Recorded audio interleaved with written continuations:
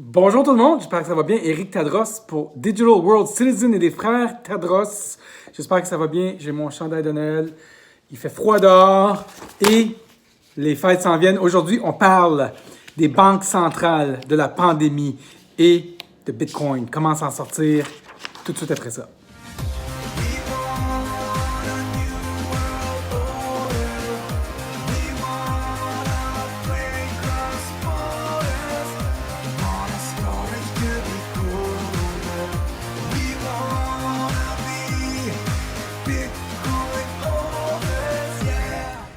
Donc, bienvenue au channel des frères Tadros. Aujourd'hui, on parle de société, des banques centrales, de tout ce qui se passe dans le monde.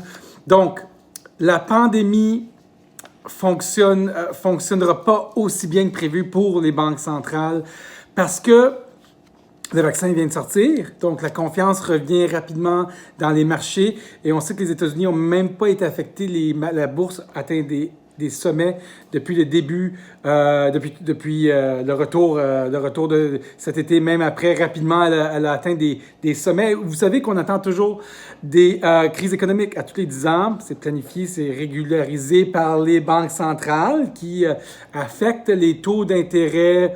Et on a des affaires qui se passent et il y a des récessions planifiées.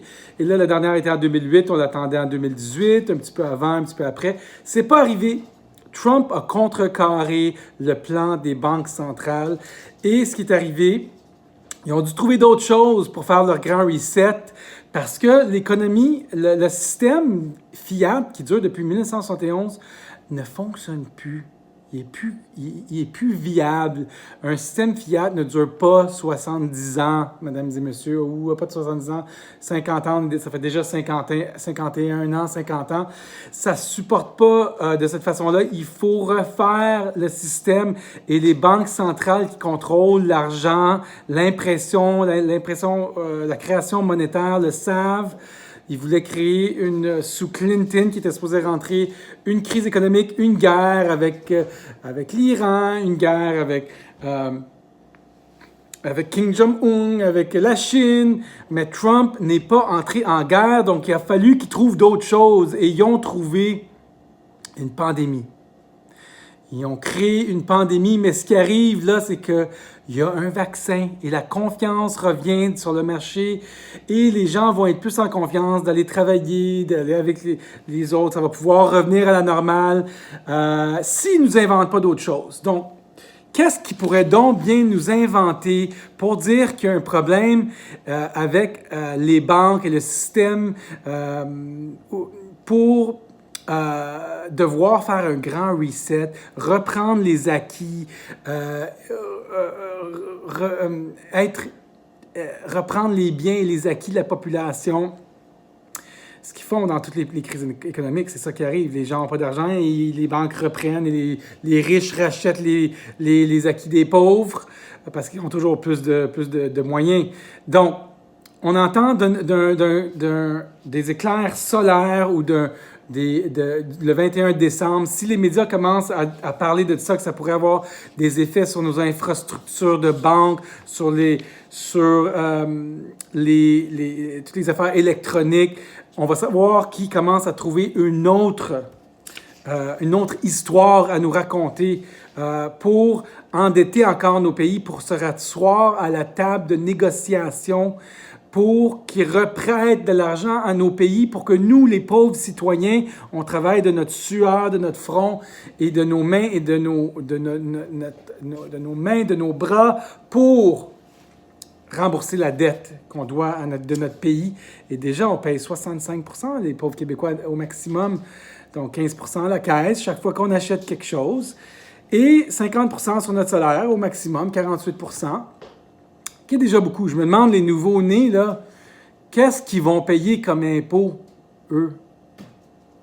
70, 80% de leur salaire.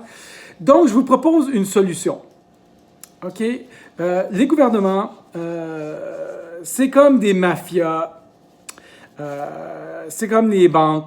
Ils disent, si tu voles une pièce dans le compte de quelqu'un, tu vas aller en prison. Mais si tu pognes une licence de banque, pour être un banquier et tu voles 1 million de personnes tu n'iras pas en prison, tu vas avoir un bonus. Fait que la meilleure façon de voler les pays et les gens, c'est d'avoir une licence de banque et de cette façon-là, tu es du bon côté de la loi. Ce qui me fait vraiment peur, c'est que d'ici 20 ans, je ne crois plus qu'il va y avoir de monnaie papier, d'argent papier. Ça va être juste dans les musées qu'on va pouvoir voir des dollars comme ça ou des pièces d'argent, d'or, des vraies pièces. Moi, je vais vous parler de Bitcoin parce que l'argent digital, notre argent est déjà digital, mais Bitcoin, c'est incroyable. Okay? Je sais qu'il y a beaucoup de gens qui ne comprennent pas et c'est dur à comprendre, mais je vous le dis rapidement. Bitcoin est un protocole. Bitcoin, c'est comme un email ou le protocole HTTP www. Quelque chose. Bitcoin, c'est un bien public. Il est contrôlé collectivement par les participants du réseau. Bitcoin vit sur Internet. Bitcoin a été créé pour l'Internet. Bitcoin n'appartient pas à une banque, n'appartient pas à une compagnie, n'appartient pas à une personne. Il n'est ni un produit, ni un service.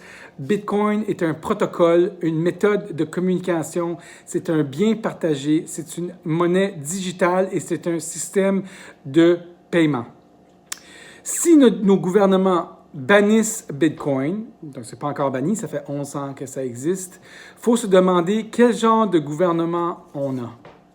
Donc, si le gouvernement ne veut pas qu'on ait libre association, liberté d'association, liberté de commerce ou liberté d'expression, il faut se demander c'est quoi ce gouvernement-là. Je sais que c'est difficile pour les gens de concevoir une monnaie qui n'appartient pas à un pays, parce qu'on est habitué d'être nationalisé. Comme les lignes aériennes étaient nationalisées, on voyait Air Canada, Air France, et il y avait sur la queue des avions, c'était nationalisé, comme les compagnies de téléphone aussi. C'était des monopoles de téléphone. Les monnaies, c'est la même chose. Dans 20 ans, on ne dira pas, on va trouver ça bizarre d'avoir des monnaies nationalisées, d'avoir le dollar ça sera pas long, biscuit, je vais t'amener de l'eau. D'avoir $1 avec le signe du Canada dessus. Je crois que ça va vraiment être ça.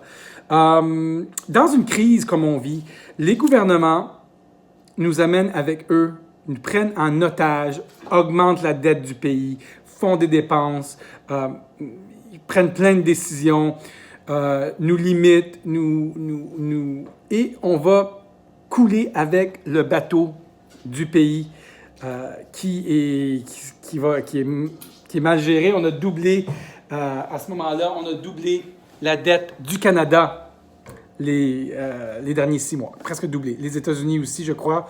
Donc, ce que je veux dire dans tout ça, c'est qu'on a des façons de décider, de voter. 2 façons de voter. Avec notre pouvoir d'achat et notre voix, ce qu'on dit. Biscuit est là pour écouter tout ça. Je vais le mettre là. Donc, on a 2 façons de voter, notre voix et l'achat, où on met notre argent. Donc, Bitcoin est une solution, c'est une vraie solution. Bitcoin vaut 20 000 US présentement. Et avec le grand reset qu'on va nous faire avaler, c'est une façon d'avoir de l'argent dans un système qui n'est pas le système des sous nationales. Donc, on ne doit pas savoir comment notre argent fonctionne jusqu'à temps qu'elle ne fonctionne plus. Et là, à ce moment-là, quand elle ne fonctionne plus, mais là, tout le monde, il faut s'empresser de savoir comment ça fonctionne, les papiers qu'on donne, les 20 $ qui sont garantis par la confiance qu'on a en notre gouvernement. Là, il faut s'empresser et notre futur est en jeu, le futur de nos enfants, le futur de nos économies, le futur de tout ce qu'on a créé, de nos futures générations. Donc, on est rendu là. Si notre dollar, comme il a descendu dans plusieurs pays, en Grèce, en Brésil, pas les Rwandais, mais les dollars d'1 trillion de dollars, là, j'oublie le nom, là, mais ils ont des billets d'1 trillion de dollars en Afrique. Il y a plusieurs pays où leur monnaie ne fonctionne plus. L'inflation a gagné. Ça prend des piles et des brouettes d'argent, des camions d'argent pour acheter une dinde. Et si ça s'en vient ici comme ça, qui pourrait arriver sans être fataliste ou alarmiste, les États-Unis détiennent, eux, la monnaie mondiale d'échange de commerce. Eux, ça pourrait être les derniers à perdre la force du dollar, mais peut-être qu'il va y avoir un système bien avant ça. Ce que je vous dis, c'est que informez-vous sur Bitcoin. Informez-vous, commencez à trouver, poser des questions. Je crois qu'il ne faut pas enlever l'argent papier parce que plus tard, si ton gouvernement n'a pas de papier, et comme en Chine où il y a le système, j'oublie le nom, ou le Social Credit Score, si tu n'as pas un bon score social de crédit, tu écris quelque chose qu'ils n'aiment pas sur les réseaux sociaux, tu critiques ton gouvernement, tu marches dans la rue, tu passes à la lumière rouge et ton score n'est pas bon, ils vont dire techniquement, lui, c'est pas un bon citoyen et il pourrait, si tu n'as pas d'argent en cash, pour contrecarrer l'oppression qu'il pourrait faire, il pourrait juste faire off et on coupe l'accès à tes comptes. Donc, on veut des systèmes qui sont décentralisés, qui ne sont pas nécessairement dans les mains des gouvernements ou des grosses compagnies qui contrôleraient cet argent-là. On veut des systèmes comme Bitcoin pour être libres de s'exprimer, libres d'échanger, libres de s'associer. Donc, informez-vous sur Bitcoin. On est rendu là. Inscrivez-vous, donnez-nous votre courriel au cas qu'on soit censuré. Bitcoin n'est pas censurable, mesdames et messieurs. Il peut être illégal au Canada, mais il ne peut pas être illégal à toutes les places. On peut sortir notre argent ailleurs, dans des machines Bitcoin. Donc, laissez-moi votre courriel dans le bas, au cas que nos vidéos soient censurées. Laissez-moi... Faites-nous des dons si ça vous intéresse ce qu'on vous dit, si on vous informe. C'est comme ça qu'on vit de vous donner ces informations-là et on l'apprécie beaucoup. Merci aux gens qui contribuent au channel en socio-financement et inscrivez-vous sur nos autres réseaux, Patreon, ODC, s'il vous plaît. Biscuit va être là, on vous fait des exclusivités sur ces réseaux-là.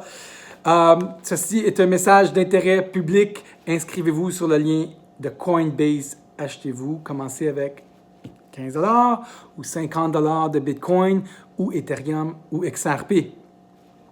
Je vous laisse là-dessus les amis et j'espère que vous passez une super belle journée. À bientôt.